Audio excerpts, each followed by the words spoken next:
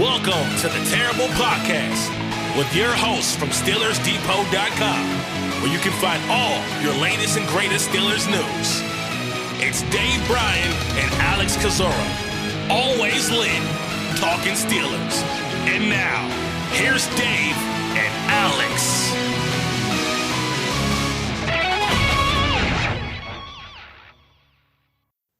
Welcome to the Terrible Podcast, Season 14, Episode 73. He's Dave Bryan. I'm Alex Kozora, SteelersDepot.com. Welcome back to this Monday episode and a victory Monday for the playoff-bound Pittsburgh Steelers. Welcome to Wildcard Weekend. That's on the schedule for Pittsburgh. We did not know until Sunday, but fortunately did not have to wait until Sunday night to know if Pittsburgh will be in the playoffs, though it took that long for Pittsburgh to know who and when they were playing. They will take on the Buffalo Bills at Buffalo Sunday, 1 p.m. Eastern Time on CBS for the wild card round. Pittsburgh beating Baltimore 17-10 over the weekend, finishing 10-7 on the season. How about these Steelers, Dave? I can't even think of a good intro. Just how about these Steelers, Dave? I'll give you a good one. This comes courtesy from a request from Fred Folsom in the email machine. Playoffs? Talk about playoffs. He says, I want to hear you start the podcast with your version of Jim Mora's playoffs. So there you go, Fred. We're gonna get a reader request right out, or listener request out of the way early there. I think roll all the way back to preseason there. I think I had them going 11-6 and getting in. I think you had them going 10-7 and getting in. That's not to say that we should be patted on the back, though, because no way, no how, no whatever would I've envisioned the way that they got to where they are right now. Nobody could have convinced me and drawn this thing out the way this season has gone, and especially with Mason Rudolph being the quarterback to end the season in the final 3 games. And we did talk, though, that the path to the playoffs would likely go in division. Have to see this team have a strong division record, which they did overall there. Boy, what a shame it would have been for them not to make the playoffs doing what they did within the division there. I think this, like it or not, several people probably don't want to hear this, but I think a testament to Mike Tomlin in getting this team to where they are, because a lot of these wins weren't pretty, but they were what? They were wins, and years from now, will we ever remember, how a few of those wins looked overall? So kudos to him. And look, with that said, had they gone 10-7 and missed the playoffs, there would have been criticism, and deservingly so. Man, you go through those 3 games against the Cardinals, the Patriots, and the Colts, and you just win one of those 3. It puts you in the playoffs. In those scenarios there, the way things worked out. Of course, you don't know that as at the time when you're going through it. So here we are. We said at the start of the season that we thought this team was built to, or for it to be a successful team, that this team needed to make the playoffs and win a playoff game. Well, they've got half of that out of the way now with making the playoffs. Once again, not the way that you'd probably draw this thing out. Definitely not the way that you draw this out. And now now the second part of that is to get a playoff win, and it won't be an easy task going on the road in the cold and playing a very hot team in the Buffalo Bills. And almost certainly doing so without T.J. Watt. The cost of the chance for the playoffs will What did it cost you? And that's what I was thinking too. Everything. It cost everything. And T.J. Watt, with a knee injury he suffered, we'll talk about that more throughout the show. Of course, a grade 2 MCL sprain. Ian Rappaport saying it'd be 2 weeks, best case scenario for T.J. Watt. So I still won't 100% count him out for this wild card game, as crazy as that sounds, just given that he's got that Watt DNA, until either Tomlin or TJ Watt himself says that he has no chance to play this weekend. But obviously the odds are very remote, and even if he did under some crazy circumstance, it'd be very limited snaps overall. So how did Pittsburgh get here? Again, beating Baltimore 17-10 over the weekend. That gave them the greatest number of paths to get into the playoffs. With the win over the Ravens, they needed either the Jaguars to lose to the Titans or the Bills to lose to the Dolphins. The Bills beat the Dolphins, of course, but the Tennessee Titans beat the Jacksonville Jaguars 28-20. That eliminated Jacksonville. That put Pittsburgh into the postseason. So a very hearty thank you to Ryan Tannehill, Mike Vrabel, the former Steeler, and Tennessee for that win over the Jacksonville Jaguars. That terrible towel jumped in the boat with them, and they jumped out of it, didn't they? The curse lives on.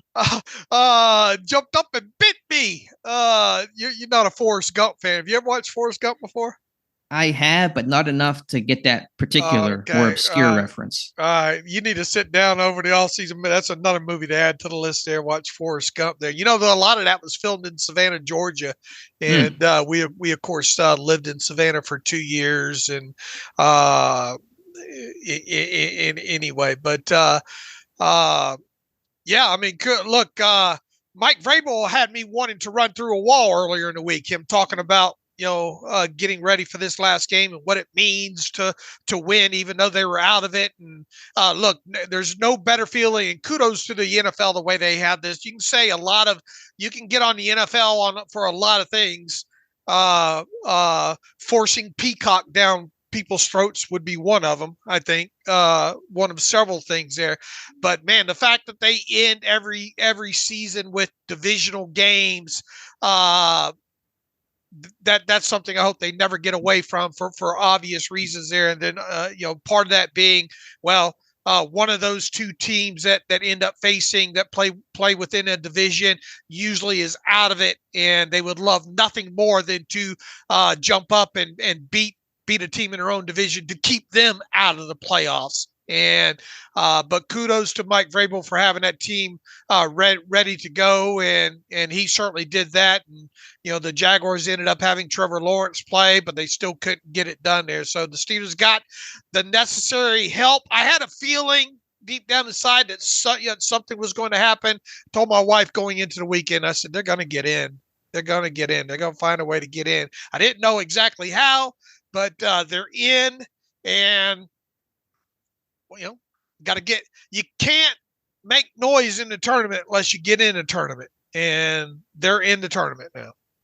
You might say it's football justice for Pittsburgh to get in with this 3-game winning streak to end the season, needing the help, and then getting the help that they did not get in last year's comeback bid for the playoffs. So let's start here with this Ravens game. Dave, it already feels like it happened a week ago, and all the attention is turned to Buffalo. Obviously, Baltimore resting many of their key starters, including Lamar Jackson, Marlon Humphrey, Roquan Smith, etc. Still a good win for Pittsburgh. I'm not going to downgrade it because of the backup situation Baltimore was in. And yeah, it wasn't the prettiest game, but listen, when you're in Baltimore, when it's the driving rainstorm that it was, all the conditions, the elements, just get a win however you can. That's all that matters in a game Pittsburgh ultimately needed to win. And so I'm just happy about that aspect. The run game continued to do well. Defensively, they made enough splash. It was at times a sloppy game. It was not their most pristine performance compared to the Bengals game, the Seahawks game. But again, when it's Pittsburgh, Baltimore, just win, baby. Yeah, and you had a sense that there's going to be some level of ugliness to it. There always is when these two teams together. Before it gets too far out of my mind, look, squirrel. I thought about this before we got on the show. The Steelers are obviously have the longest odds of all the teams in the playoffs here to win the Super Bowl. I mean, and they're pretty out there as far as long odds go as well too. What is it? Something like what did I say last night? It was, I think, initially 150-1. I think it bumped up to 120-1 after the actual games got announced. Okay. Where I'm going with this is five 5 years from now, or 10 years from now, when Trevor Kozora is asking his father, why did the Steelers have the longest odds to win the Super Bowl back after, for the 2023 season? How would you answer that question? Why were the Steelers the longest odds of all the playoff teams that season? How would you answer that? I will say, Trevor, go ask your mother. I'm not talking about this. That's what I'll say. No, I mean, we all understand why. I mean, for a team that looked just dead 3 weeks ago, 7-7, losing to a pair of 2-10 teams and getting blown up by the Colts, and obviously the quarterback change really spurred things on with really no other move left to make to turn to Mason Rudolph and for him to provide a spark and for the defense to settle in a little bit. It's a team that, just trying to find they found their identity to some degree. I guess maybe the question is, can they prevent enough big plays with the defensive injuries? Can they still, put up enough points? Obviously, it's been much more successful under Mason Rudolph, but how quality is that passing game? And then being the 7th seed, having to go on the road for all of these games, that's guaranteed, no chance of a home game, those types of things. It really comes down to probably quarterback play. I mean, Mason Rudolph has been the best quarterback that Pittsburgh has had the past 2 years, but you're facing Josh Allen. And then if you win this one, you're going to Baltimore and facing Lamar Jackson. And the odds makers look at that and say, okay, if it's Josh Allen versus Mason Rudolph, or if it's Mason Rudolph versus Lamar Jackson, all that kind of stuff, that the odds and that path, it's going to be difficult. All right. But, as far as recency bias goes, the last 3 weeks, I mean, the quarterback position, I don't want to say it's, top in the league by any sense. It's stabilized quite effectively, though, right? Sure. I'm just making the case of why the odds are what they are. I mean, obviously. And then Watt plays a big part in that. But, I mean, teams have survived injuries to best defensive players. Now that's like having 3 players in one there. So there is that element of degree with the quarterback or the offense still is not juggernaut status. So it does help having someone on the other side of football that on any given snap can change a game. And I would think that that's a big look. I'm not saying that the Steelers are underrated here, but I would at least think that. And look, I mean, I haven't checked it this morning. They were, when I went to bed, I think like 10-point underdogs to Buffalo, but I do think that Mike Tomlin will use that to his advantage throughout the week and say, man, nobody think you guys can win this game. And you're talking about a game that sets up to be nasty weather and snow and wind. And to me, that's advantage Pittsburgh. Especially the way they're running the ball right now. But it ran through my head this morning. How would you best describe why the Steelers are such the long odds they are of all the playoff teams? Well, to your point, what is Pittsburgh's record without T.J. Watt in the lineup? Yeah, it's like 1-10 or 1-11 or something like that, right? Yeah, they don't win when T.J. Watt does not play, and it does not appear he will play against Buffalo. So that's where things start. But I'm not focused on the odds too much. I mean, Buffalo, the favorite, rightfully so. They're red hot as any team in football right now. But I think, Pittsburgh's got a chance in this one just because of the flighty nature of Josh Allen. Buffalo, they can be really hot. They can be really cold. The turnover proneness of that Buffalo team for a Steelers defense that is still capable and able to create takeaways even without TJ Watt. We obviously have the whole week to discuss it, but, they got a shot here. Yeah. I mean, the any given Sunday aspect of it too, and plus, right now that this team is running the football well, and they did obviously turn the football over a couple times, against the Ravens there, and that's something that you're probably definitely not going to be able to do, especially if it gives Buffalo a short field. But I think these odds will decrease a little bit as the week goes on. Yeah, we'll see. And, we'll have, again, a lot of time to discuss it. So from this Ravens game, your takeaways, obviously the elements played a big factor and partly why Pittsburgh fumbled the ball 6 times in this one. It was as messy as the stats indicate. What are your takeaways here from this win over the Ravens? I thought Najee Harris kind of put it best after the game when he talked about, we just wanted to come out and be as physical as possible so that Baltimore would get in a place where they said, look, this ain't worth it. Get, because they still had to suit up X amount of players, regardless of how many players that you want to sit, you still have to suit up X amount of players. And of those players that you do suit up and try to play, you would probably like to try to get a few of them out of the game sooner rather than later. There was that nature of physicality on the Steelers' offensive side of football, particularly their offense and offensive line and tight ends for that matter, that showed me that they knew what was at stake here and they wanted to try. They didn't care who was across them, who played, who didn't play. There was a level of physicality that they did want to show in this game, specifically on offense. And I thought as a whole, they showed that. Now, the negative play aspects, something we've talked about several times, ended up biting them in the butt quite a few times in this game, most notably with the balls that got away from them. Man, 2 fumbles in this game came at the Baltimore. The play started, I think, at what I write, the 33-yard line, right? So there's at least 6 points potential that you're giving away right there. That makes it a lot, or at least feel like it would have been a lot less closer game in that aspect there. Especially, man, you hate what a deflating thing to go into halftime the way that they went into halftime. There, where it looks like, man, for sure they're going to get some sort of points in this situation. But the running game definitely, and look, it wasn't rocket science, right? Split zone, power, and some duo, some of the things that they obviously core basic run principles and things that we've seen them get better at as the year went on there. I thought they did that well aspect of the running game and the passing game. And I'm sure the elements, played a part in this to some degree, but it obviously wasn't a downfield game. The Ravens did a good job of making sure to try to take away George Pickens. It was a more controlled, shorter passing game, but it was sprayed out a little bit more.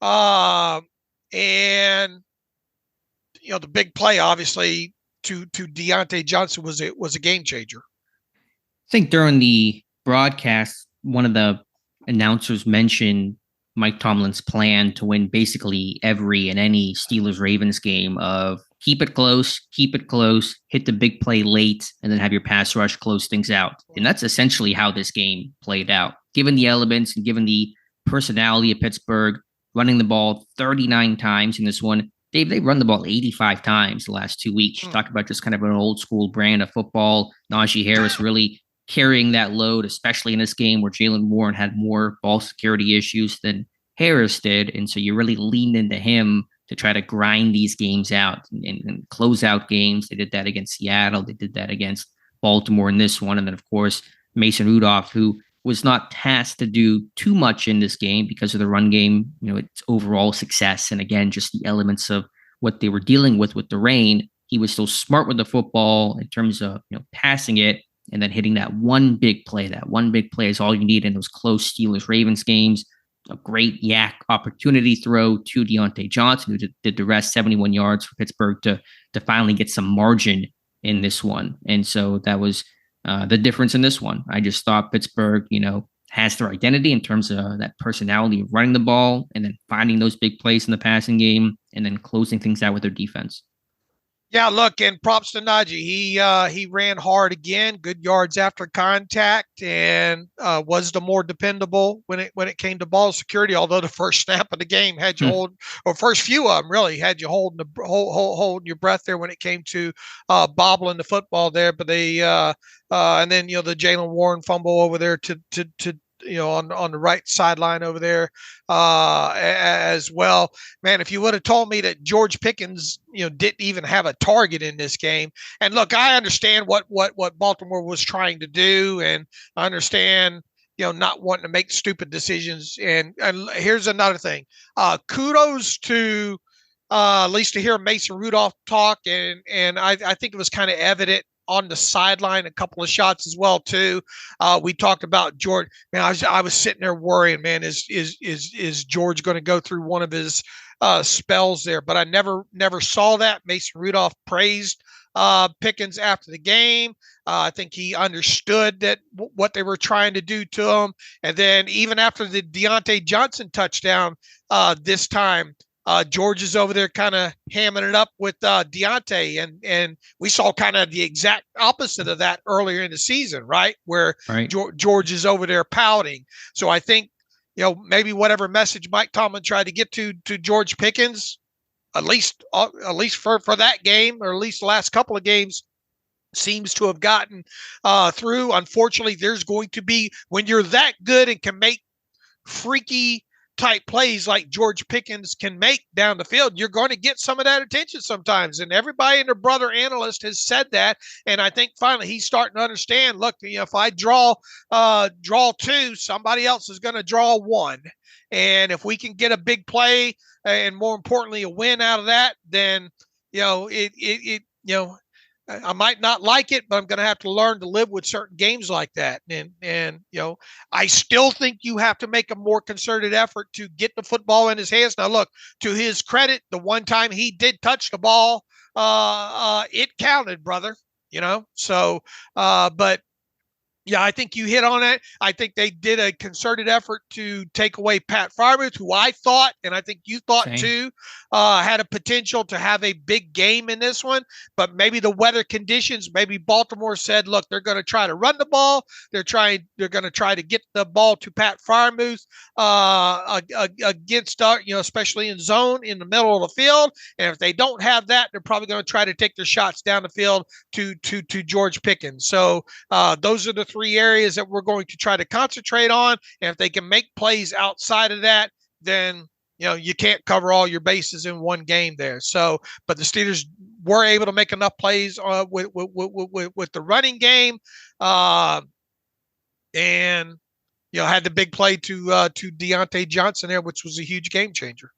Yeah, I mean, the pass game was going to be limited by just the circumstances when you're in that kind of weather. Rudolph only threw the ball 20 times. 10 of them went to the running backs in terms of receptions. 10 of his 18 completions went to Najee Harris and Jalen Warren. So it was a lot of the, flare out in the pass game to the running back and shallow crossers to Deontay and things like that. So really didn't lend itself to anybody having a big day in the passing game until Deontay hit that big one late that, really put up good numbers for him and was required for this team. So just, I thought Rudolph was really smart in the passing game. There were some ball security issues. There was some pressure issues that resulted in turnovers, and that was obviously a negative. But, you're 18 of 20 for 152, a touchdown, no picks, although one nearly intercepted early in that game by Marcus Williams. The rain actually helping Pittsburgh in that regard, slipping out of the defender's hands. But, that is a Pittsburgh Steelers record to complete 90% of your passes with a minimum of 15 attempts. No quarterback in team history has ever done that before. And to do that, given the weather, I understand that the ball was thrown pretty short in this one, but I think to do that, just given the opponent and given the elements you were dealing with, is really impressive. He made a couple of nice throws, fitting some balls in some tight windows. Two of them come to mind overall. They're very, very game manager type of performance by him overall, though. So, and it's a good thing that first one wasn't picked off there, because that could have been a game changer as well too. So did enough, and it was unfortunate the couple fumbles that this team had, and him specifically on that drive to close out the first half there. But just good enough, and once again they were able to run the football, getting chunks at times there, and I thought once again Najee ran the ball well. I think, man, on the touchdown, I needed a cold shower after that one, running the power and getting Sayamalo to come across and get the kick out like he did there. That was nicely drawn up and executed there.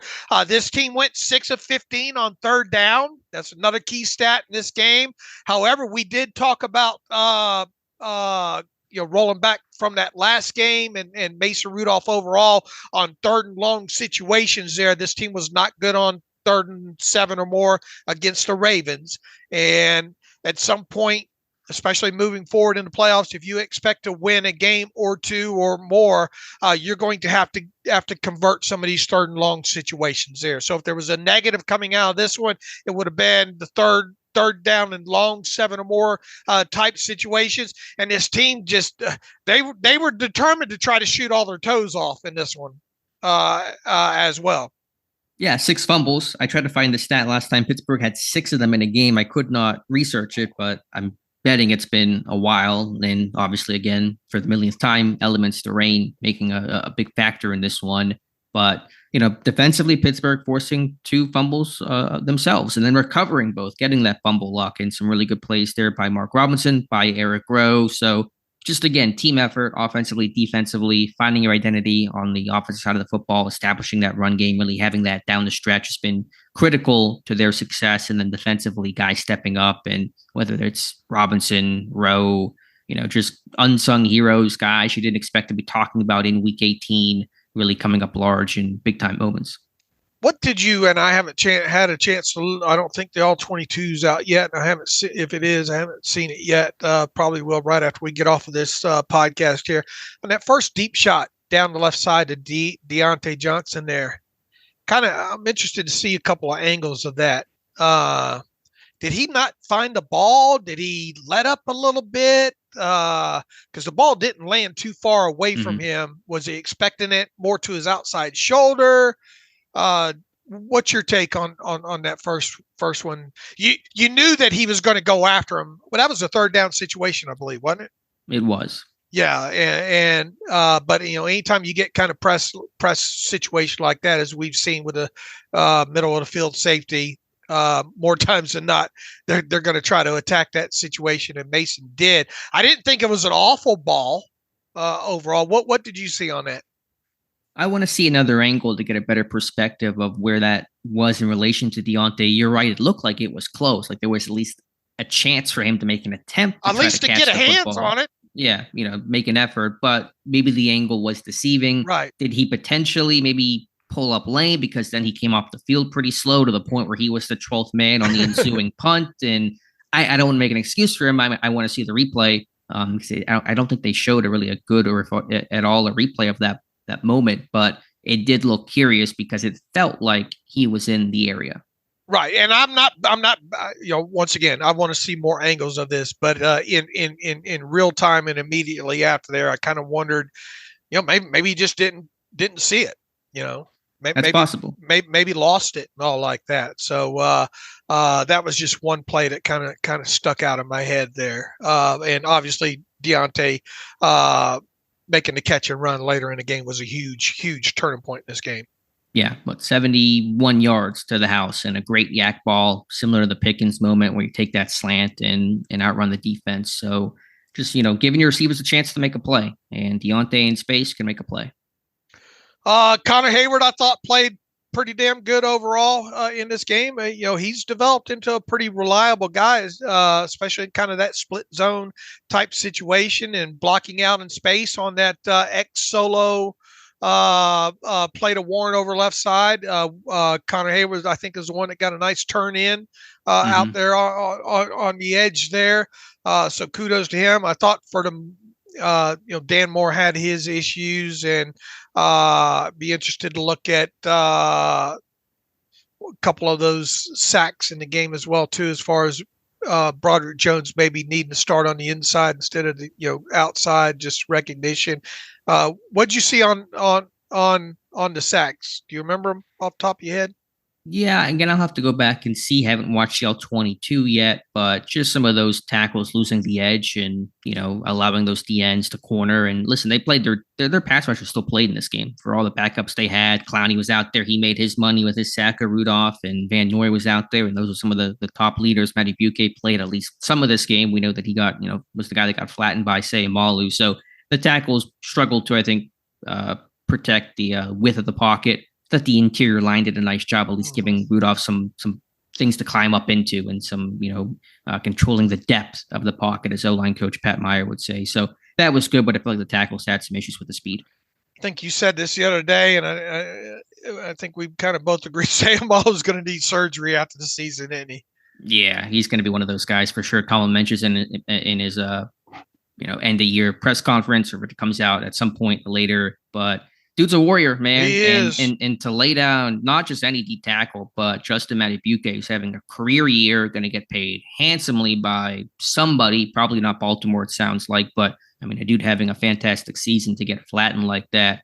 I just go back to, I think I mentioned this, I think at some point, either on the podcast or I know I mentioned it on Twitter. Remember when Pittsburgh didn't pull their guard on a run play the first month of the season? I mean, I'm so glad they got back to, being able to play power, gap scheme football. That reflects their identity. They want to be a bully ball team. I mean, you can probably be that from a zone, based offense, but you really want to assert your will, run power, pull those guards, pull those tackles, be physical. And you're seeing that a lot more, the latter half of the season. And you saw that on that particular play. Some of those short pulls Pittsburgh is doing have become really effective. And it's you're talking about a running play that these guys run in middle school. Why does it take you so long to get that underway? Yeah, you had the guys to do it, and obviously you're seeing it now. But the point is, they're doing it now consistently, successfully. They're running better at a heavy personnel. They're still running obviously zone stuff, but they're not as zone exclusive. They were so zone heavy to begin the year, and they were so bad on that track and combo blocks and climbing to the second level and linebackers running free. They're really just getting a hat on a hat. They're simplifying things, the reads for the offensive linemen, and they're playing downhill more with Najee Harris, which is in his wheelhouse, and really just made this run game effective. All right, what else you see offense? That's worth discussing. That's basically it. I mean, there wasn't anything too, crazy about it. It was just kind of playing downhill and trying to gain field position and, just protect the football. And Pittsburgh struggled to do that, obviously, but I just thought in terms of the decision-making for Rudolph was pretty sound overall. And then just making enough plays, controlling the ball, running to keep yourself relatively on schedule, and then hitting the big play late to I thought even, were you fine with them running the ball all three times in that goal to go situation late for the field goal to put Pittsburgh up 17-7, or did you want to try to take maybe a more aggressive shot in the end zone? Yeah, I'm fine. I was fine with it. Points are premium at that point, Same. Yeah, just burn clock. Yeah, get the clock running. I mean, they had been, obviously had got aggressive there in that game the week before against the Seahawks, and most of the guys, from the Ravens, where they were getting out of the game at that point, and that, with the conditions and all, the Ravens were ready to, get to a dry place and start getting rested up. So I was fine with that when you consider all those things. Yeah, I thought it was the right call. You had a chance to maybe put up a shot to George Pickens 1v1, but I was happy with run the ball, protect the football, get points, go up 2 scores, and use time against Baltimore. And that was their biggest enemy at that point. Did you have any other final thoughts offensively? No, I think we covered most of it, at least until the all 22 hits. I got a couple of things I want to note it and look at, but I don't think I'm going to have any earth-shattering discoveries there. Defensively holding Baltimore to 10 points, aside from kind of one poor drive with some sloppy tackling and allowing, I say, likely to score from 27 yards out. The defense holding Baltimore in check again, playing many of their backups. No Odell Beckham Jr., no Zay Flowers, no Lamar Jackson. Obviously, they pulled, I think, Ronnie Stanley relatively early in this game, that kind of stuff. But Pittsburgh creating the splash plays, the forced fumbles were huge, especially Eric Rose, that I think allowed Pittsburgh to go up 17-7 in the fourth quarter. This one that, gave them the additional insurance to and make sure that Baltimore could not come back in this one. So really felt like a team effort defensively with everybody stepping up. Yeah, the likely touchdown you hate to see from several angles of it there. One, it kind of was a cover 3 rotation and got hit in that far hole over there. And then not only that, I mean, I cannot. The other team gets paid too to kind of decipher and hit plays like that, especially regardless of defense coverage up top there. But The tackling's got to be better in that situation. You gotta save blades of grass to defend in that situation, and they did not. Had 2 opportunities at it, and did not. So not so much concerned because they only allowed, I think, 2 explosive plays in this game overall. That was one of them, but. As I always have said on this show in the past there, okay, if you're going to give up the explosive play, that's fine. Just don't let it end in the end zone. Try to save the extra blades of grass to defend, especially with this defense, because they've taken the football away down in the red zone quite a few times. You never know what's going to happen, especially with a second string guy with in Huntley, who was not great in this game, right? Yeah, I mean, his really first substantial action of the season. And again, the rain playing a factor. The other explosive play they allowed was a play or two before that on the Gus Edwards long run that set up the likely touchdown. And, I think Patrick Peterson's done a really good job at safety this season. I think he's transitioned there well and filled in that role in a pinch. And he's done a really admirable job. But the tackling is going to be a concern for him. That's maybe one of the biggest downgrades you're going to have with him compared to somebody like Minkah Fitzpatrick. Not preventing those good runs from being great runs. And when you have a bad angle, don't even touch Gus Edwards. He rips off a huge, 29-yard run that could have been maybe 10 or 12 yards. That's a difference there. And then obviously not able to get likely down before the end zone that you referenced on the touchdown. If he's going to make that full-time transition to safety, which seems to be, a decent chance of that happening, or at least a much fuller time compared to how he started this year, the tackling will have to improve. And look, he's not going to be a strong safety, right? I mean, there's going to be times where he'll have to rotate down, but I mean, predominantly you're talking about a center field guy, right? Yes, so, but your last line of defense, when you're right. The free safety, you are the last man standing. Right. And how many times have we, over the last 3 seasons, have we seen Minkah have to be the guy that cleans it up? Routinely, yeah. So he's going to have to work on that. But that was the blemish overall. But again, timely defensive plays, the Mark Rupp forced fumble to stall out a drive that might have had some progress for Baltimore. And then the Rowe, great kind of peanut punch out there that I think Benton or Golden, I think, ended up getting the ball out of the pile of that one. That was a big time play. How about Eric Rowe, man? 12 tackles in this one, forced fumble, the physicality that he showed. I mean, just one of those off the couch type of dudes that is helping, bring this team to the playoffs. Yeah, Mike Thomas made a point specifically after that game to talk about the off the couch guys. Miles Jack and Eric Rowe and Cam Hayward saying after the game, how was that guy not on somebody's roster when the Steelers got him? So kudos to them because he's come up pretty big in the last couple of games here. So much so now that he's kind of integrated enough in that defense to some degree, and we'll probably have a conversation here a little bit because Damontae Kazee is now eligible to come off the suspended list there.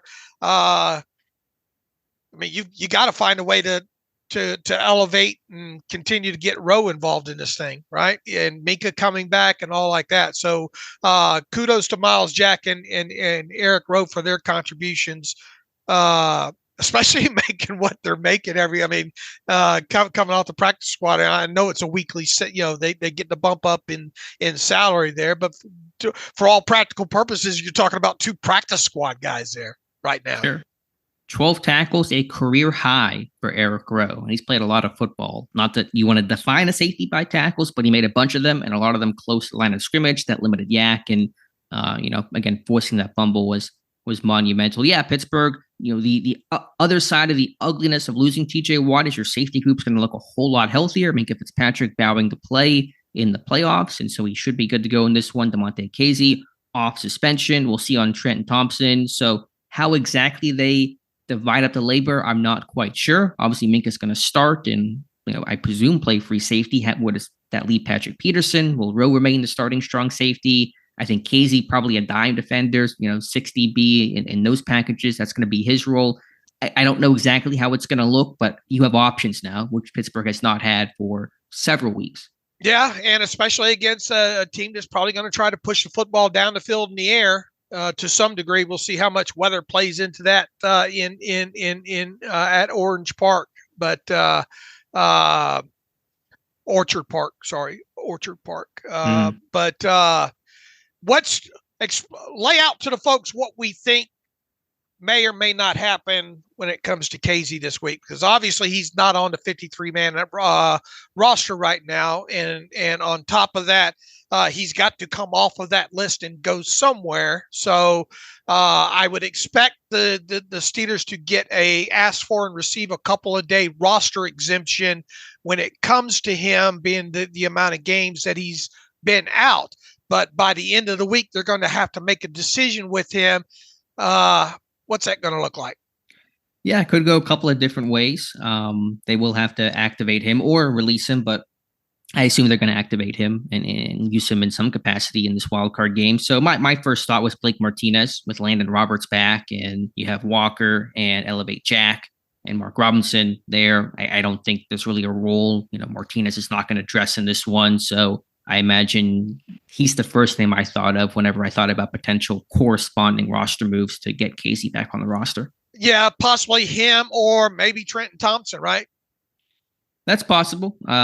He's, is he healthy enough to be waived, I guess. He's been working back from that neck injury, and he came close to playing, but did not dress like Minka in this game. I think Martinez a bit more likely, but we'll see. You're right. They're going to get that exemption, probably have to make that move on, Saturday or something like that on KZ. So we'll see what the decision is from the team. All right. What else defensively stuck out to you? Well, just kind of going off of that, I gotta shout out Roberts as well for suiting up in this one. Whenever he went down in week 16, we thought, okay, his season's probably done. That looks like a very serious pec injury, not as bad, obviously, as initially feared and how it looked, but he was not 100% in this one. They limited his snap count. I don't know exactly how many he played, but about maybe half the snaps or so in this game. And I just thought him just being that warrior out there for this one, how much this means to him is, you got to respect the heck out of that. And look, like it or not, and we talked earlier about being glad this game is not on Saturday for the Steelers in the wild card round here. They get an extra day here. That's true. They do. They get an extra day, and Buffalo's going from the night game to playing on Sunday afternoon, and Pittsburgh's going from a Saturday, 4:25 or 4:30 game to Sunday afternoon, which is going to help them. Not going to hurt. That's for sure. The pass rush overall, T.J. Watt doing T.J. Watt things. Beyond that, Highsmith being held quite a bit. You believe how many damn times Alex Highsmith was held in that game? Oh, it was especially late in that last drive the Baltimore had 3-4 times, no calls at all. I mean, I know sometimes that rip and dip, it looks like a hold and they typically don't call it, but there were times where he's getting the back of his jersey tugged, like he's beat the block and he's getting grabbed and no call there. So that was frustrating. The question becomes, assuming that TJ Watt does not play in this game, what is the best path to replacing TJ Watt? Yeah, that's a great question. Now, Marcus Golden has had his moments, some good moments. This will obviously be a 3-man rotation through this thing. I don't think you can just throw, let's say, Golden and Highsmith out there for a huge number of snaps, or Highsmith and Herbig out there for a huge percentage of snaps. I think it starts there with how you rotate these guys. The good news is that we have seen throughout the season, and obviously Herbig less than the other two, that all three guys can play both sides. That's number one. Number two, I think with Herbig, I would much rather see him over on the right side. I think he's good off of both sides, but I think he's more equipped to give you that extra bend around the edge. I think his get off's a little bit better over on the right side personally. So I would devise something that would get him over to the right side more times than not. I think he's going to play both sides there.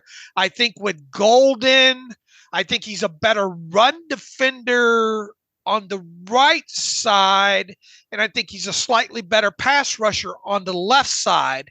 Now with Highsmith, obviously he's more experienced on the right side there. So I think the challenge of this is getting people to the left side in their percentages in the right situations. Does all that make sense?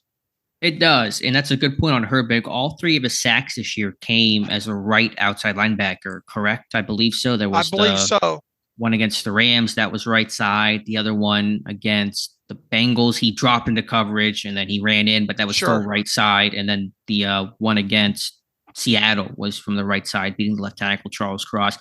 When I went through my charting, once Watt went down, they did play Highsmith a couple of snaps on that left side. So I wonder if Highsmith's going to get a couple of looks on the left side this game. I think you're right. Herbig probably best to be that right outside linebacker. I think Golden's going to see a lot of that time at left outside. It's stronger, sturdier against the run overall. So, but you'd like him against the run on the right side, though, right? Too. So I mean that's how you could you get in a situation where early down stuff, Golden on at right, Highsmith on left, and then work off of that. I think mixing and matching is going to be important, and maybe rotating to give these tackles different looks, and because they're all kind of different styles and body types a little bit. Highsmith versus Herbig versus Golden, they're not exactly the same dude. So I think you have to mix things up. One thing Pittsburgh had been doing even before Watt got hurt, they've been dropping their outside linebackers in the coverage a lot. Some of these 4-man blitzes with the off-ball linebacker rushing in, whether that's, Robinson or Roberts or Jack or Walker or somebody like that. They've been doing that at a pretty high clip. So I think some of those kind of 4-man safe pressures, the inside linebacker rushing, the nickel corner rushing from time to time, dropping an off-ball linebacker, they're going to have to get a bit more creative in terms of how they try to apply pressure. But they've kind of been doing some of those things the past few weeks anyway. So there may be some of that element as well in terms of, changing up how you rush forward and how that rush looks to try to make up for, what Watt's able to bring as just a pure rusher. Another thing I thought about too, might you consider blitzing a little bit more? Yeah, but those safe pressures, those 4-man rushes, which they've been doing. You go back and watch the Seattle game, the Baltimore game before Watt went down. I mean, I didn't pull the exact number. He was probably dropping into coverage 15-20% of the time. For him, that's a pretty high clip. And he dropped on the one that he was injured on, unfortunately. Yeah, that's okay. That's fair point. Also true on that one. Yeah, what a freak thing. That's the third serious knee injury Pittsburgh's had from friendly fire this year. And it's no one's fault. It's just unfortunate. But Holcomb went down that way. Fitzpatrick went down that way. Now Watt goes down that way, colliding with Montravius Adams. So just really just terrible luck overall. But yeah, I mean, Pittsburgh's backers out, Highsmith dropped into coverage quite a bit. So they've been already messing with this. And Highsmith dropped on the likely touchdown too. Okay. Yeah, part of the cover 3 there. Yeah, so those are kind of some of the safe kind of 4-man blitzes Pittsburgh has been utilizing. It's not going to make up completely for what Watt's able to bring, obviously, but you're probably going to see more of that. The good news is, quote unquote, is you have the whole week to game plan how you want to map this thing out and maybe add in a couple of wrinkles and pressure packages. In game, you're kind of just scrambling to adjust, in the middle of the game. Now there's some time to have a more cohesive plan. But I think some of those 4-man looks and changing things up and maybe adding a new blitz this week during practice will be, pretty critical. Yeah, but overall, we expect them to rotate the 3, right? Sure. And at least, again, the silver lining is their depth is so much better than last year. When they lost T.J. Watt last year and you have Malik Reed and I can't even remember who else they really had there. Was it Jameer Jones for a brief time, I want to say? I mean, you just had nothing there. This year you have, proven veteran in Marcus Golden, a really exciting rookie in Nick Herbig, and you still have Highsmith as well. So your depth, no one replaces T.J. Watt, obviously, but you feel much better about the group that you have that are going to be asked to do that collectively than what you had last year. All right. What else on defense, Alex? Yeah, just trying to think. I mean, the run game for Baltimore was generally bottled up, and that was going to be key. I mean, Edwards broke off that one run, but that was really all that they had. The quarterback run game, besides Huntley scrambling a bit late, really wasn't much of an issue. They kept the ball in front of them. They did not really allow any big plays. The communication seemed better. The coverage bust really didn't seem like they were, much of an issue overall. So just trying to play some fundamental football, keep things in front, force Baltimore to go on long drives. They didn't get the big play that Pittsburgh got. Pittsburgh got the big 70-yard touchdown play. Baltimore didn't hit something quite like that, and that was really the difference with the 2 turnovers that Pittsburgh forced. Yeah, I liked. What'd you think about them trying to run? They ran a version of that same kind of running back wheel to Hill early in the game, going the other direction. Not exactly the same route combinations as they burned Miami with, but I thought even though it was a well placed ball and probably should have been caught, I thought Joey Porter did a good job on that overall. Yeah, got his hand in his face and probably helped obscure the ball a bit from Justice Hill. It was a really nice throw from Huntley, and luckily they did not convert. But yeah, I mean, just Porter, doing his things, and he's got a big task this weekend. Stephon Diggs in a playoff game in Buffalo. That's going to be one heck of a matchup. Yeah, you're definitely going to follow him around, not definitely, but more than likely, and probably going to give him some help over the top. Yeah, no question. Special teams, Calvin Austin. Now there were some really, more opportunities for run backs than probably what he's had throughout the season, but his averaged 18 yards per return, had a big 34-yarder. So, Calvin Austin providing a spark when your return game would have been pretty nondescript the entire season, and to get your longest punt return of the season in this game, at least help play the field position game. So there were some nice moments there from Calvin Austin. All right. How about Godwin?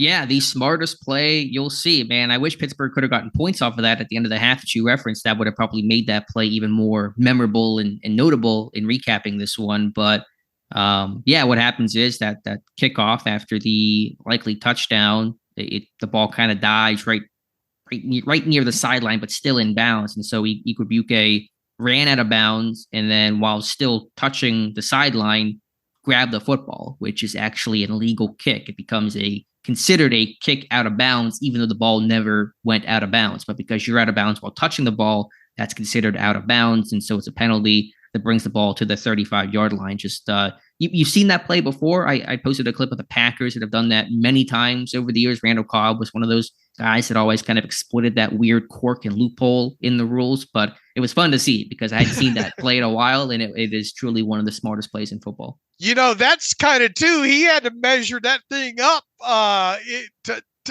You had to wonder what was going through his head, because it's not like that was right there. 18, 24 inches away from the sideline there. You had to stretch a little bit for that one. Yeah, you almost have to pull out the measuring tape there halfway through that, get a good measure, measure twice, cut once, right? In that situation there. And to have the wherewithal with all those guys bearing down on you to make the decision like that and to execute the way he executed, that was phenomenal. Now, do you like that rule? I mean, I love the weird, quirky rule, so I keep it. It's a strange one. It's considered out of bounds, but that happened with Deontay against Seattle, right? On that fumble, it was a dead ball not because he didn't fumble, he did, but because he touched the ball while he was touching the sideline. He was out of bounds. That becomes a dead ball right there. So that's why the rule is not specifically to a kickoff. It's just if a player touches the football while out of bounds, the ball becomes dead automatically. It's considered out of bounds. And so that's kind of how all those things work together. I like it, though. I like that you get rewarded for that kind of high IQ. For knowing the rules. Yeah. And again, it's been done occasionally. There's even like a 2-minute cut up of the Packers doing it over the years. So kudos for Godwin to be aware of it. I'm sure Danny Smith had harped on that and mentioned that before. So kudos to him for explaining some of those weird moments in parts of the NFL rule book. And again, just wish that could have led to points. It nearly did, but still a great play. Yeah, chestnut checkers in that situation. Good on him. For sure. Any other thoughts here from this game? Calvin Austin wouldn't have been tall enough to get that done. Yeah, you got to be this tall to execute this maneuver. All right, Dave, any thoughts here from this game? Yeah, punting could have been better, I think, again. Yeah, you had that one on the re-kick where you lost almost 30 yards of field position, which was really unfortunate there. So, yeah, Harvin, we'll see about his future, but I think punter's going to be on that list of team needs for next year. Boy, Danny Smith was giving it to him. He? Yeah, after that second quarter punt there. Yeah. Yeah. So, I mean, Pittsburgh, they tried to see it through. The numbers have not been there. He's a good holder. There's a good chemistry with Boz, but listen, Boz did well once Barry left. He had the same success with Harvin. They'll find another holder. They need a field flipping type of punter, and Harvin has not been that guy. All right, we probably should have talked more about this earlier in the show. I mean, at least we did cover the T.J. Watt injury, but update everybody on the latest on T.J. Watt, what it is, and obviously we had the great Dr. Melanie Friedlander give us a doctor is in post that broke it down real good before the actual MRI was run. And I think in so many words she put out there, it's going to be determined on the grade of the MCL. And the initial reports were grade 3 on that. It ended up, as far as better case scenario goes, it ended up being a grade 2. So take it from there. Yeah, I'm no doctor here, but I think the way that Dr. Melanie Friedlander broke it down, grade 3 is essentially a full tear of the MCL. Grade 2 is more of a partial tear of it, obviously not as severe, and the recovery time is going to be quicker. And then J.J. Watt on the Sunday show, breaking the news, courtesy of his brother, it was a grade 2 MCL sprain, couple weeks rest and recovery. Ian Rappaport reporting on Monday morning that best case scenario for T.J. Watt is a return in 2 weeks. So not really painting any outlook for him to return for the wild card game. Again, I'm still going to hold out the tiniest sliver of hope until I'm told 100% that TJ Watt will not play in this one. If anyone is going to do it, it's going to be TJ Watt, but obviously the odds are, pretty remote at this point. So no surgery for TJ Watt, could return for what it sounds like potentially the divisional game. He would have to wear a brace to help stabilize the knee, of course. So that's the situation with TJ Watt, grade 2 MCL sprain. All right. What were the other bumps and bruises associated with play? Nothing notable. Eric Rowe had a neck injury, but he came back in, and then I'm not aware of anything else. Tomlin will speak finally at Tuesday press conference, right. And so he'll have an update tomorrow. Obviously, we'll get information on Minka and Trent Thompson, and then we know Casey will be eligible to play. That's not an injury, just a suspension-related issue, and that should be about the list. All right. What about all the weekend fluff about Mike Tomlin? You mean the Schefter and Glazer type stuff? Yeah, I mean, I'm paying attention to it a lot less considering the season's still going on. But Jake Glazer on the Fox Sports pregame show yesterday, made the comment Mike Tomlin's not going to be fired or not trading Mike Tomlin. But he did repeatedly, Glazer kept saying that Tomlin will coach so long as he wants to coach. It's his choice, is what Glazer said multiple times in a 30-second blurb. And then Adam Schefter this morning saying that some around the league believe that Tomlin could take some time off, a la Sean Payton last year, who sat out all of last season before returning to coaching this year with Denver. So what do you make of that? Who knows? I think Glazer, obviously, the way that he phrased it was weird. And then given his close relationship with Tomlin is really notable overall. But it seems to be no one's really saying this as a firm report. It's kind of more speculating, and I'm hearing, and some people around the league believe, and we don't know exactly what the source of this stuff might be. So we'll see about it. I mean, Tomlin's never had an indication or hinting that he would want to do something else. He's always talked about how much he's loved coaching. So, we'll just have to wait and see on that. But when you have Glazer and Schefter saying the same thing within a 24-hour span, it's, it raises an eyebrow. Yeah, I rolled back in my head, man. Just Mike Tomlin loving the process so much, it's hard. There obviously have been some different type moments this year, and a little bit more terseness and not so crisp of press conferences for him this season. But long story short, I have a hard time envisioning Mike Tomlin just saying, you know what, I want to take a year or so off. I'm having trouble visualizing that happen. But as you mentioned, when you have a guy like Glazer who's kind of close to Mike Tomlin, what is he hearing? Sure. I give more credence to Glazer because of his relationship with Mike Tomlin than I do say, kind of a tag along report, maybe like Schefter is doing there. But at its core, I have a hard time wrapping my brain around Mike Tomlin taking a hiatus, if you will. It's always interesting to me, at least, how these reporters report things, because neither has tweeted out, like put on paper or internet paper, the report. Glazer said it just as a passing glance during his report. Schefter as well. Schefter usually tweets these things.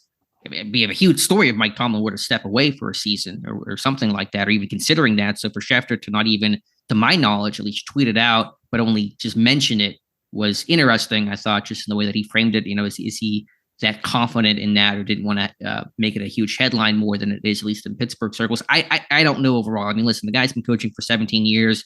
I mean, he's young for a coach, but 17 years of and we know that Tomlin is, an all-in type of coach, fully invested, like that's his life. And so that can take a toll on you. So, does he want to do something for a year and take it up?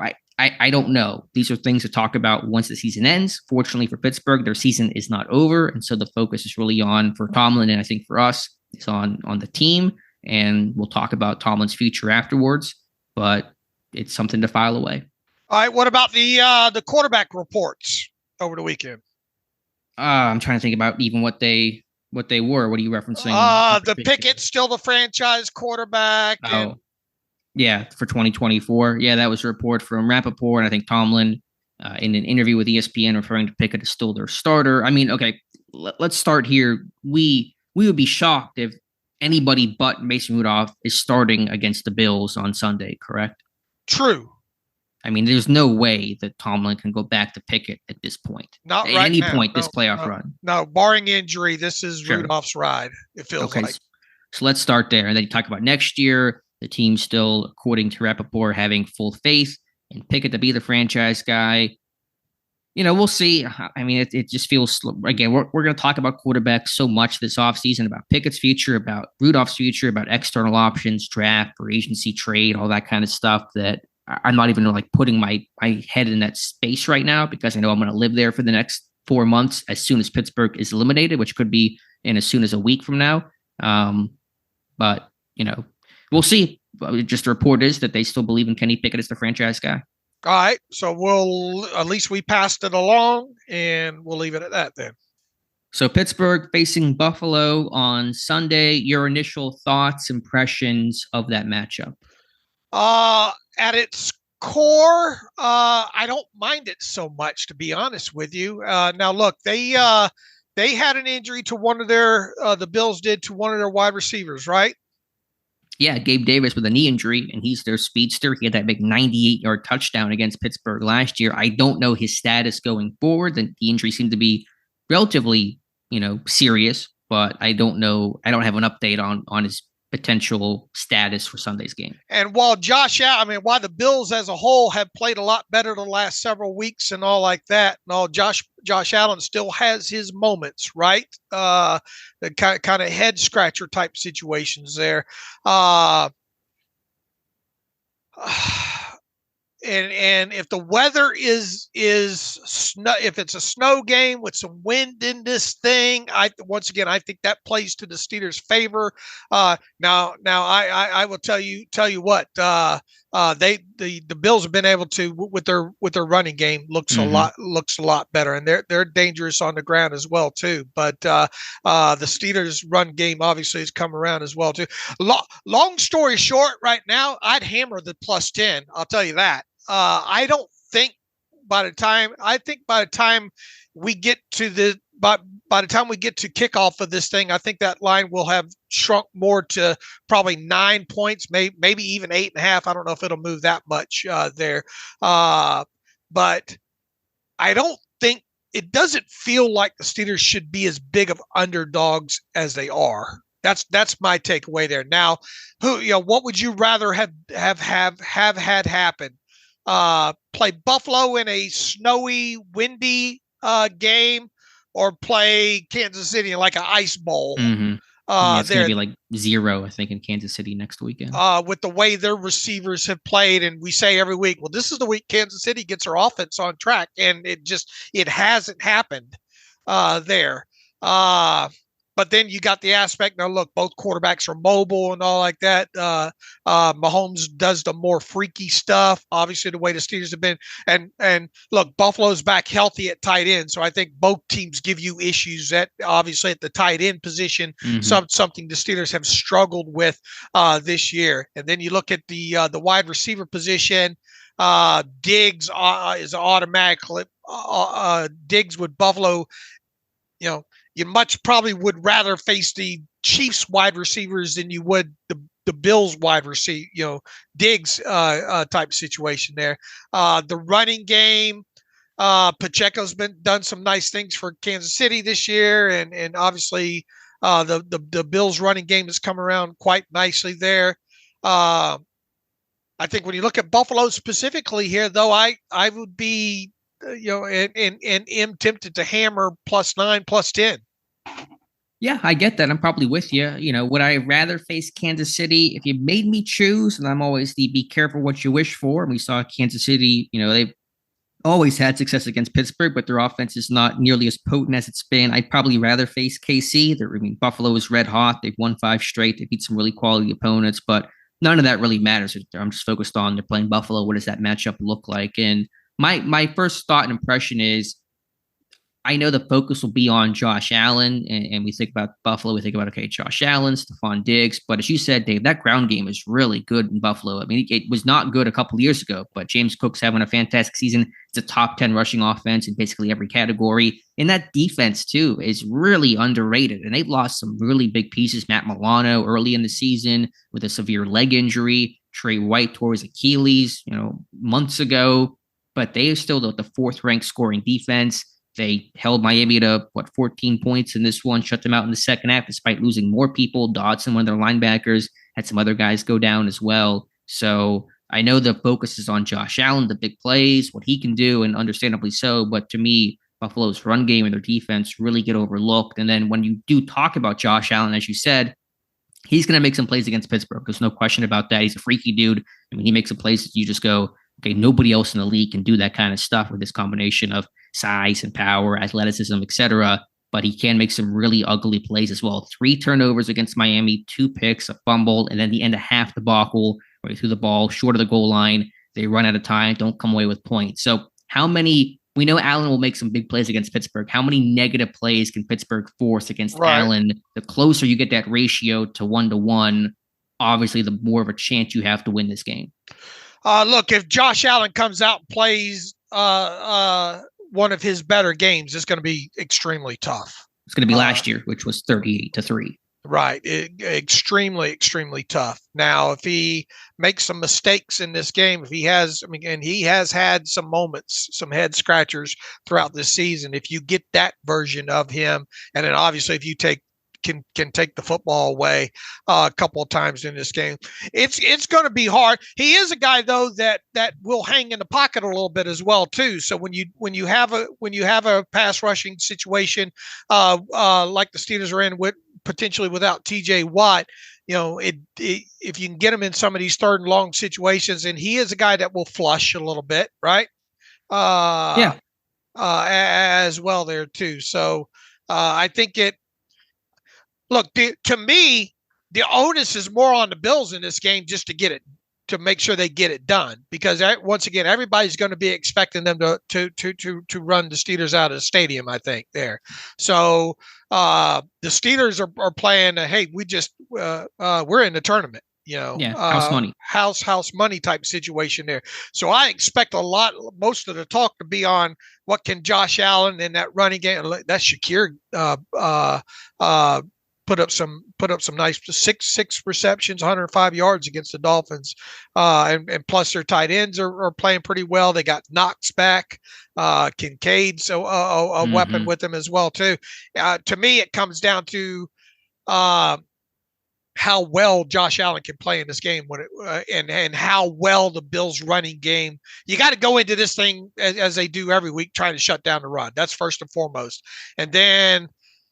Can Josh Allen make some mistakes in this game?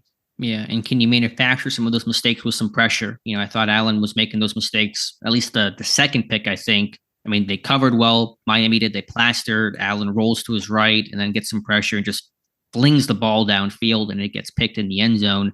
And now that was a 3rd down play, and you could say it was an arm punt and all like that. But even at its core, YOLO ball.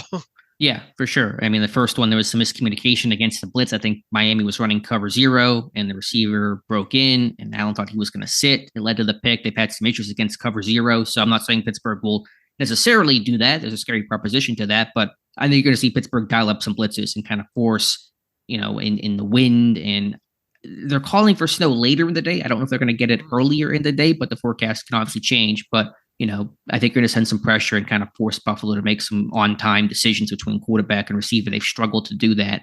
Defensively, from what I can recall from them, I just checked some of the numbers. They're a nickel defense. Like Teron Johnson, their nickel corner, is an every down kind of guy. Like they never played really got a true base defense, with the linebacker injuries that probably will heighten that even more. So can Pittsburgh run against that nickel front? Johnson's a really good slot corner. He's really aggressive, kind of their version of Mike Hilton, but on paper, there's no guarantee, but on paper, Pittsburgh running against basically a 4-2-5 or whatever their front's going to be, that could bode well for how well Pittsburgh has been running the football. Especially, and look, that's been at its core the last several weeks, right? Run the ball well, stay out of those third and long situations, because that's when really a defense like Buffalo becomes that much better in those situations because of that personnel that you named off there. So no surprise, they're going to have to come out and run. And look, Josh Allen can't beat you if he's not on the field. Right. Ball control, convert on third down. Pittsburgh has been dominating time of possession the last 3 games. I mean, Baltimore, they didn't have the ball in the first half. I mean, Baltimore ran, how many plays did Baltimore run in the first half? I mean, 15, if that. I mean, they kind of got things some late in that late drive where they, Pittsburgh was kind of playing more of a relaxed prevent defense. But I think Baltimore had the ball maybe 15 plays in the first half of this game. Let's see how close you are on that.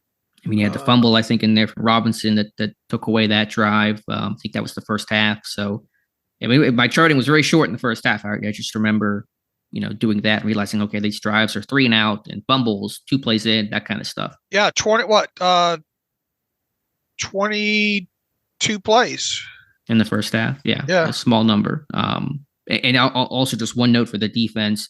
Kyron Johnson picked up a snap in this game, the final snap of the game, which ended in a sack.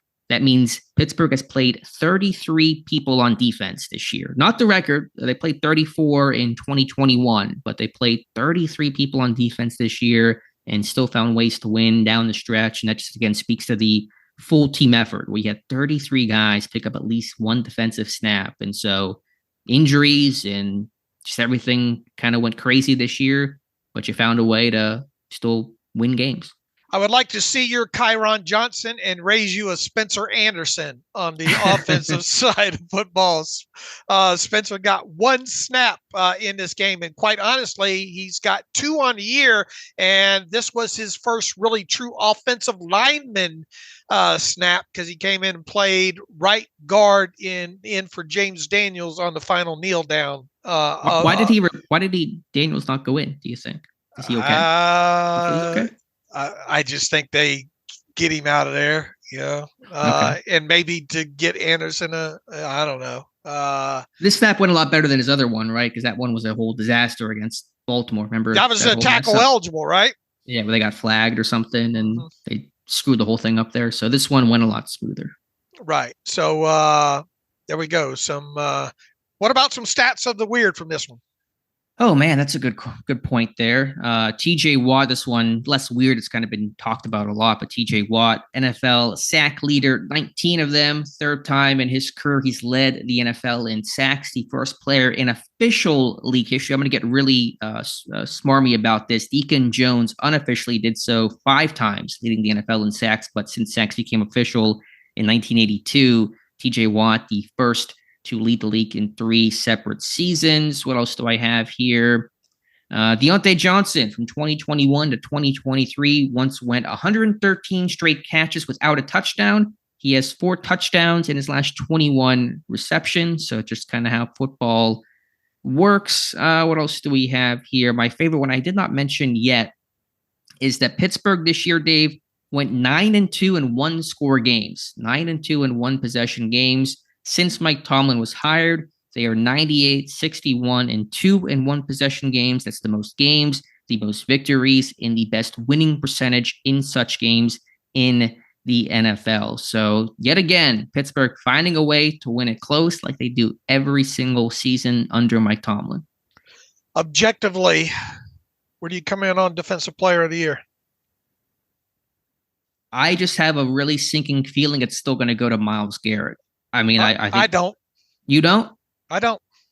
Do you think it's going to go to T.J. Watt then? I think it's going to go to T.J. Watt because It I don't. should. Some of those I don't. I think us nerds like to bring in pressure rates and all like that. But I think at its core, some of these vet sports writers will just go to the stats that count.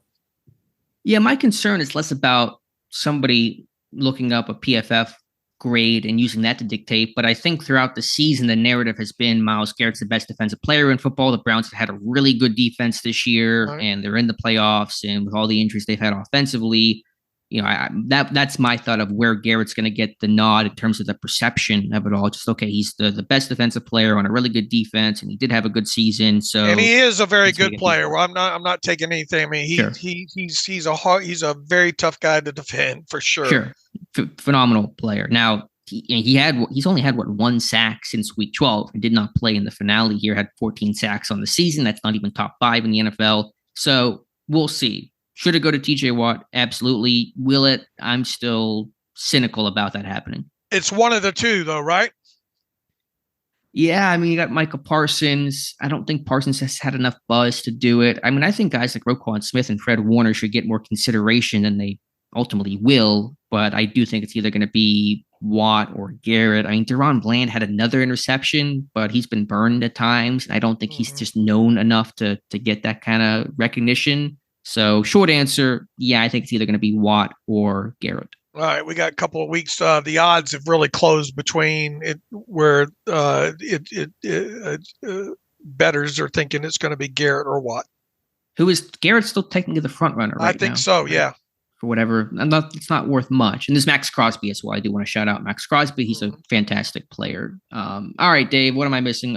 Playoff for your overall AFC playoff impressions. You got Baltimore, the 1 seed, Buffalo and Pittsburgh, 2 and 7.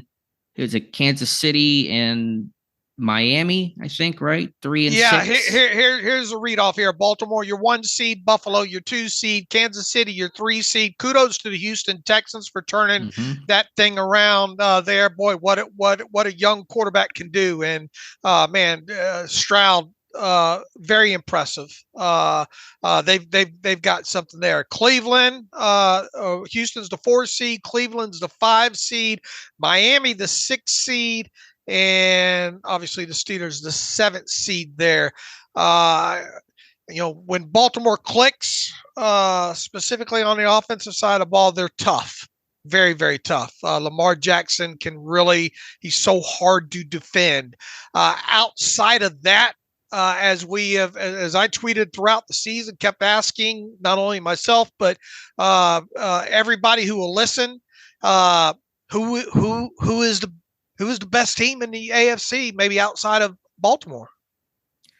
Some will say it's Buffalo. They've won 5 in a row. They have not lost, Dave, since November 26th. It's the last time Buffalo lost a game. And it's the other kind of thought. I'm kind of sidestepping your question and going on a rabbit hole here, but these two teams in some respects are very similar. Buffalo at one point was 6 and 6. They fired their OC.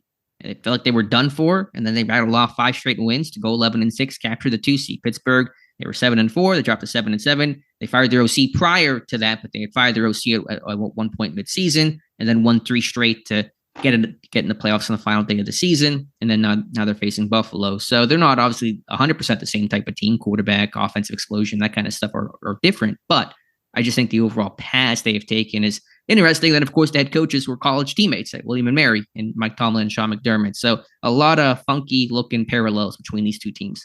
All right. But in terms of the question of the best team, I mean, besides Baltimore, I think Buffalo could be argued. But I think to your actual point, it's pretty wide open right now. I was going to pass along, if it's updated here real quick, some adjusted net yards. Let me see if it's updated yet here. If I have, all I know is the Steelers got I think they're still negative adjusted net yards per passing attempt differential, but it obviously the gap's closed a little bit, that they're in that if you're within like half like 0.5 type situation, teams have made the playoffs before in that situation, and they obviously did in that. I don't have the updated. I think, what did I have here? I thought it was like 5 point something on offense, and in other words, it's close. I mean, with Mason Rudolph doing what he did in the final 3 weeks, obviously increased the offensive adjusted net yards per passing attempt number for the Steelers, and got them, obviously close enough to get into the playoffs. Mason Rudolph, we presume at least a playoff starting quarterback. What a month ago, had you said that Mason Rudolph would be starting a playoff game for the Pittsburgh Steelers, you would have said you're insane. Did everybody get hurt? But here we are, and kudos to Rudolph. And listen, he's made a bunch of money so far. If he can pull off the upset against Buffalo, I mean, the price of his contract is going to go up tenfold. Mm-hmm. Let's see. I don't have the ending numbers here. I didn't pull them this morning. Shame on me. All right. Well, you want to get to some emails here? Yeah, let's get to some reader emails and close out today's show. All right. I already hit the Fred one that wanted me to open up with Jim Mora's playoffs. So consider that one there. Caleb writes in, good morning from Fort Myers, Florida. With no true strong safety set for this team next year, could you see a possible return with Terrell Edmunds? Also, are we at the end of Cam's career? And if so, how high do you take a defensive end in the draft? First and foremost, props to Terrell Edmunds on his interception in the game against the Jaguars. He now has 6 career interceptions. 3 of them have come against the Jaguars there. So he's got something against the Jaguars there. Look, if Terrell Edmunds, here's the thing. If Terrell Edmunds comes back to Pittsburgh, it's going to be on a minimum salary deal, and it will be to compete for a roster spot there. The good thing about Terrell Edmunds, one of the things feathers in his cap throughout his career, is that his availability is his best ability, right?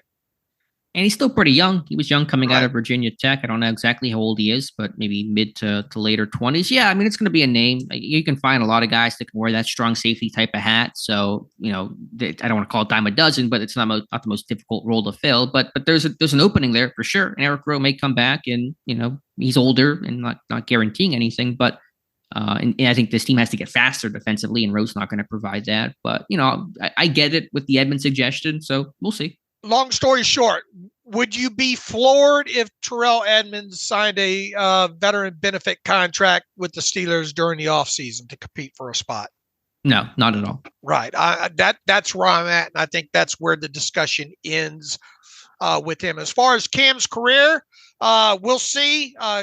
Cam talked after that last game, saying not going to make a decision until he rests up and all like that. Regardless, when you look at, regardless of what happens with Cam, and they may or may not have to do something. I know there was who was it, Dulac, that had a report about he's going to have to trim his contract. I mean, are you really going to go to Cam and say, take a $5 million pay cut and let us give you either the Roethlisberger void year extension or a extension similar to what Heath Miller and Troy Polamalu got at the end there, where you're just moving money around, so to speak, or are you going to flat out tell Cam that you have to take a $5 million pay cut if you want to stay? I'm not ready to go there yet, but it is because of his cap number and bonus proration, makes his cap number a little bit higher there. It will be, there are things that plain and simple, there are things that you can do there with his contract. I can't foresee him taking more than a $5 million pay cut. Right? Could you? I don't see him taking a pay cut, period. I think you can try to restructure that deal, rework that deal somehow. I just don't think you go to Cam and say, take a pay cut, especially with a guy that, may be thinking about retiring. And in so many words, that's what I wrote up the other day, right? Now you could do something. You could give him, a flat out 2-year extension and leave it basic where it's easier to cut him or let him retire after the 2024 season. You can do things to get that cap number down, and perhaps they will to some extent, but it is hard to imagine him taking a flat out pay cut in 2024. I know they probably won't, but this is where the voidable year type extension comes into play. Right, because they did that with Roethlisberger, right? He took a $5 million pay cut. They added on to 4 voidable years to drop that cap charge significantly there. So we'll see. But I think regardless, and I still think he's got a chance to come back next year. They got to find some replacement. I think you have to draft that a year early. Cam Hayward got drafted early to help replace the eventual, leaving of Brett Kiesel and Aaron Smith and those guys. They had the foresight to do that, early on. And I know that times have changed. Rookies play much quicker than sitting on the bench for 2 years like Cam did. But you can't lose Cam and then one offseason say, okay, let's go find the next Cam. Too quick, too messy, not going to work well. So I think regardless, it's got to be high on the list, higher than people probably are even thinking about right now. Right. And that's where I was going with my regardless leading to there was the fact that regardless of what happens with Cam, and when you take into account what's happened with DeMarvin Leal or what's not happened with DeMarvin Leal this year, and you look at Armon Watts, Loudermilk, who else is it? Montravius Adams in that room. Larry Ogunjobi up there in age. It feels like unless you go out and spend some money on a free agent, you absolutely have to address this thing with a defensive lineman. And a pretty high pick. You can't do the 4th, 5th rounder and expect that to do anything for you. You got to invest something significantly. So we'll see down the road for that. I'm really happy Cam's in the playoff, a chance for him to win a playoff game. I mean, he's 1-6 in his career, not his fault. Obviously that's a team stat, but for him to at least, if this is the end, have one last playoff run, a chance to get a win. It's been a long time since that happened. So I'm happy for Cam personally. All right. Thanks, Caleb. Matthew writes in, Alex, please enlighten us on what you found about the aliens in Miami. Side note, very much looking forward to tracking the Bills' injury situation this week, as well as the game day weather. Thanks for all you guys do. Yeah, Matt, we are too. Alex, any update? I almost call you Alan because I'm looking for alien here. Any update on the aliens in Miami, Alex? Yeah, I mean, I was hamming it up a bit on the podcast. It was it's not obviously not true. It'd be a much bigger story if it was. I think it's just, internet running with one grainy video, but we're going to keep watching, Dave. We're going to keep looking for these aliens. Maybe they can play can they rush the passer? If they can rush the passer, maybe a 9-foot tall alien can bend the edge. They're going to be playing out there Sunday. Do they have that classic 4i5 tech build? That's a Cam Hayward replacement, a 9-foot tall alien. You put him out there as 3 tech and let him. Yeah, but he can't be one of those skinny ones though. He's got to be at least 290, ideally 200 or 302 pounds, I think. Right. Isn't that what the measurables say there? So that would be that would be a load there on defensive line. Probably put him on the field goal block team as well. Too. There you go. All right. But we'll look at the Bills injury situation. I think Gabe Davis is one of the huge names to watch, right? Yeah, with that knee. I don't know his status. He left midway through. Didn't look great, but I don't think you said McDermott offered no update post game. Right. Nothing post game that I listened. There was really nothing of substance in that post game of his. Okay. All right. Larry writes in. He's from Cary, North Carolina. As we enter the postseason, what are the rules for practice squad call-up? This is another thing. I thought we hit it. Maybe we didn't. I know you hit it on Twitter, and I think we've talked about it. But are Miles Jack and Eric Rose still eligible, or do we need to make room for them on a 53-man roster? If they do need to be signed, who do you see them displacing? How do you see either player's future with the team beyond this postseason run? So 2 core questions there. Tell the people about the practice squad rules, and second, the future about those 2 players past the season. Sure. Short answer, no. There is no elevation restriction or number for the playoffs. You can elevate those players as many times as needed. Still only, I think, 2 can be elevated for a game. But, just because that Jack and Rowe have used their 3 for the regular season, you wipe that slate clean for the postseason. There is no limit. So they will not have to be signed to the 53. They can be elevated from the practice squad on Saturday, the way that they have been leading up to game day the past 3 games. So no roster spot will be needed for those guys to dress and play against the Bills. Their future, we'll see. They are 30 years old. They're off the street. They play well. They've had a big role for Pittsburgh. Are they long-term fixtures? No. I think I could see maybe Rowe having a better chance of coming back than Miles Jack, but I hadn't thought about it too much right now. You're talking minimum value guys at its core, and that's look, once again, both of them have had their hand in the pile. Mike Tomlin make sure off the couch guys and all like that, but at the core, that's what they are right now. And if either did want to come back, I say it 100 times a year on this podcast, anybody who wants to sign a veteran benefit contract, come on down. But that's the way I envision both those guys returning if they return. Fair point. But again, they can be elevated, and they will be elevated for the Bills game without having to be added to the 53-man roster. And if they beat Buffalo and they go to Baltimore the following week, we know that will be the case. If they beat Buffalo, they can be elevated again throughout the entire postseason. I had another new name in here. I like seeing these new names in the email machine. This one from a David Lenz writes in, really curious about this question. He says, is it possible that most or all of the teams in the AFC North just blew past the previous NFL record for games against teams with winning records? He says, by my count, here are the number of games by each AFC North team against winning records. Ravens and Bengals 14, Steelers 13, Browns 12, which means that out of a total of 68 games played by AFC North teams, 53 were played against teams with winning records. Just wondering if you could confirm if the Ravens, Bengals, and maybe the Steelers are the Steelers as well just eclipsed the previous record for this. I'm not going to be able to do it in this show, David. Do you get the gist of what he's asking there? I do. Did he say what the previous record was? I don't know what the previous record or any of those numbers even are in terms of what the greatest number of games. I don't know. He says, by my count, here are the number of games by each AFC North team against winning records. And he's got Ravens and Bengals for sure. No, I get that. But what's the record? I don't know what the previous mark was. He doesn't have that in here.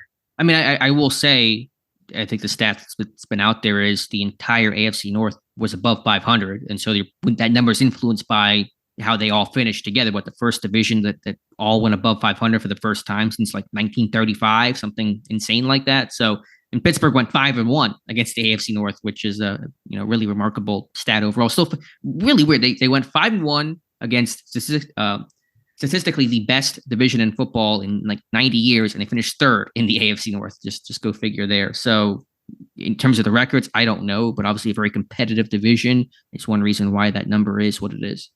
All right, here's something else, interesting stat when it comes to strength of victory wins this year. The Steelers 0.571. The only team to have a better strength of victory wins this year was the Cardinals, 0.588.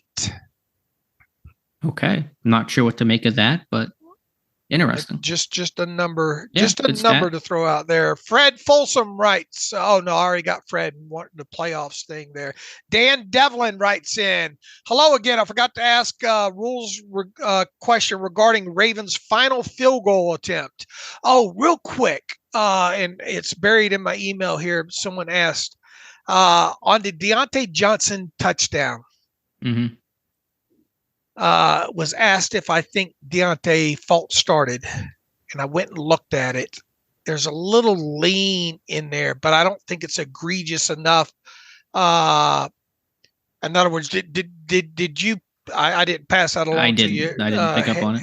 But something to look at. Someone pointed out that did the Steelers get a break because of kind of Deontay kind of moving a little bit. There is a slight little lean there, but I didn't. If he wouldn't have brought it up, I'm not sure I would have noticed it, especially when we get to the all 22.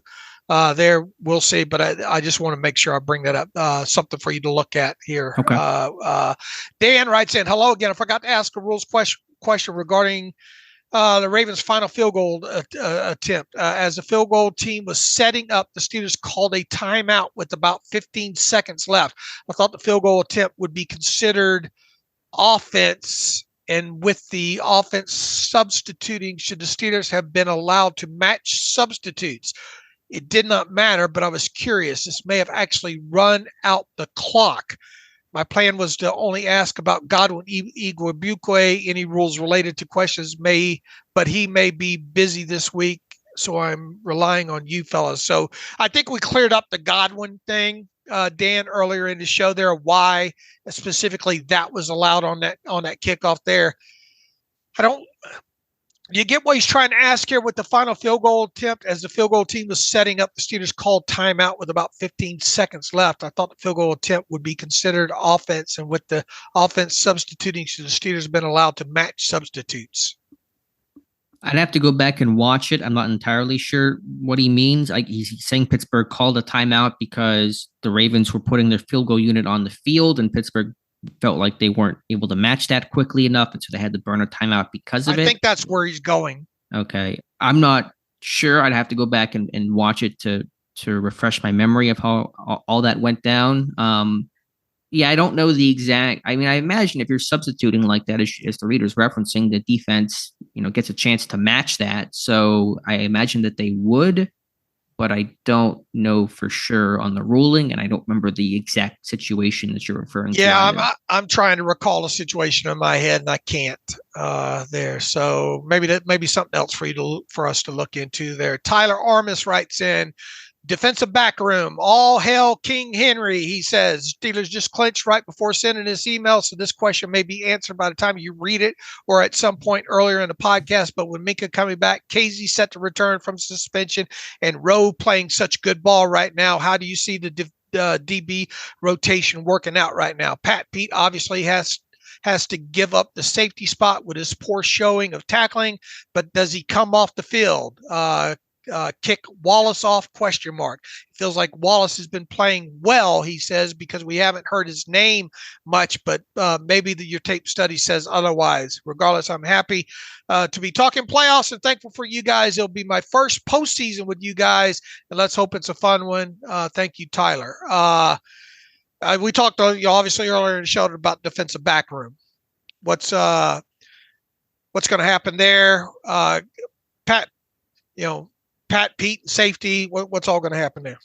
Yeah, again, I'm not 100% sure. It could go a couple different ways. If Gabe Davis were to play, you're worried about if he's on the outside. Peterson is against that speed. That's not a good matchup. I mean, Levi Wallace is not. He's been okay the last couple of weeks. I'm still nervous about that particular matchup. I imagine that in some of these third downs, you're going to have Minkah down on the tight ends, on Kincaid, on Knox, something like that, which will open up the spot for Peterson to play free safety again. So, I'm not entirely sure how this will look, but there's going to be some more mixing and matching. I think you'll see Peterson play in the slot some, or do some Sullivan snaps a little bit. That's probably going to be part of it.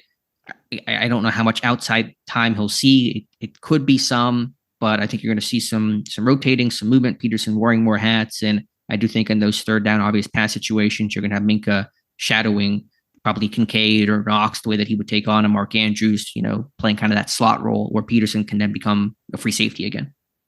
Rowe and Casey. In terms of what are you asking, or what are you getting at? Well, Rowe's going to be active. Yeah, right? I think Casey will be too, because Casey I think will be the dime, because Miles Killebue's been the dime backer essentially the last couple of weeks, and he's played pretty well, but I think they're going to put Casey out there instead. All right, now they've had two safeties inactive the last several weeks because of numbers and all. Now, if Blake Martinez, he's been an inactive too, the linebacker, and not played, he might go off the roster here, but still, There's probably still going to be a safety that's not going to dress, and I would imagine that might, right? I mean, you've had your outside linebackers dress, and then if Watt is hurt and does not play, that's an inactive spot there. Right. And then maybe Thompson could be the other. And so maybe Thompson and Watt to kind of take those inactive hats. Let's do a quick exercise here. Trubisky inactive. Mm-hmm. Dylan Cook inactive. Yes. Watt likely inactive. Yeah, we'll pencil him in for now. Rush likely inactive. Yes. That's 4. Leal likely inactive. That's 5. Yep. Let's assume anybody else besides Thompson. I was going to go to Thompson next. Yeah, I was going to go to Thompson next as well, too. Feels like he almost has to if you're going to put Casey back in uniform. Yeah, and let's assume Martinez gets released to bring Casey onto the roster. So Martinez obviously cannot be inactive. Right. So it comes down to the 7th inactive there. It's probably not going to be an offensive player. Probably won't be Kyron Johnson. I mean, you're going to be thin. Golden can't play special teams. You might want Johnson because you need somebody. You got to dress Riley, right? For special teams. Yeah. That's fair. Yeah. So, and Kyron, you're going to need for special teams. Rodney Williams, a tight end. You need him. He's playing a lot of special teams. Has he been playing a lot? I think so. Yeah. He's played, at least a couple of phases. Yeah, we'll see. I mean, it becomes dicier for sure. He played 22 special team snaps against the Ravens. It feels like it's got to be another safety, Alex, unless maybe you sit Levi Wallace down. No, you're not going to do that. I mean, he doesn't give you anything on special teams. Yeah, you lose a corner though. Right. You're in a lot of trouble. I mean, how many special team snaps did Riley play? 19. Yeah. Yeah, I don't know, Dave. I mean, I'm gonna let you handle that for the inactive post and see what you come up with. It's not going to be Sullivan, Chandon Sullivan, obviously. It just looking at this thing and that assumes Casey. I mean, Thompson almost has to be inactive. It sounds like. It sounds like there. Yeah, it's going to be interesting to see what that final inactive looks like, at least based on what we know right now. Unless you sat Michael Walker down. We debated that last week. He obviously got the hat and he rotated. And no special team snaps against the Ravens. Yeah, I mean, if Robert's another week healthier for him, if you can play him more, I don't know. We'll see. Good question. All right. Let's see if we can get one more in here for the folks. How about Jeff Kinney writes in, keep up the great work, guys. Has the pump fake by a quarterback been outlawed? I don't believe I've seen one all year from the Steelers quarterbacks. Ben used to set up the double moves for his receivers and drive DBs and pass rushers crazy with that play. Even if your hands are too small, a simple shoulder shrug should do the trick, especially with corners now jumping to back shoulder throws. I know pass protection has been sketchy, and I'm definitely not advocating for holding the ball longer, but the quarterback can help turn 50-50 balls into touchdowns with a simple shrug. All right, point taken. It's not something you're going to see 5, 6, 10, 12 times a game, but point taken. Yeah, you can set, especially some of those seam throws, you could probably use that and obviously in some double move type situations on the outside. But I think that's the least of the Steelers' concern with the pump fake heading into this weekend. Yeah, and Bennett was just unique in that ability to, everyone, even he probably thought he was throwing the football half the time, and he just half of the time wasn't even a pump fake, but it was just him deciding mid, holding the ball through a follow through. Yeah, then okay, I just it's last second decision to not throw the football, not even like an intentional plan play fake. So Ben's size and just that backyard mentality was something you just don't see that often. All right. Good show, Alex. I got through a lot of emails there. Thank you for everybody who sent them in. We will be back on Wednesday to start getting, we'll get into the all 22 a little bit from the Ravens to see if anything jumps out there. Obviously we'll review what Mike Tomlin had to say on Tuesday, start previewing the Bills game. It is exciting to be covering the playoffs again, and we'll continue to do that the rest of this week on the site and on the podcast. So So, and we'll have a live stream tonight at good 7 point. p.m. Eastern time. Dave and I answering your Steelers questions, getting ready for this playoff game. All right.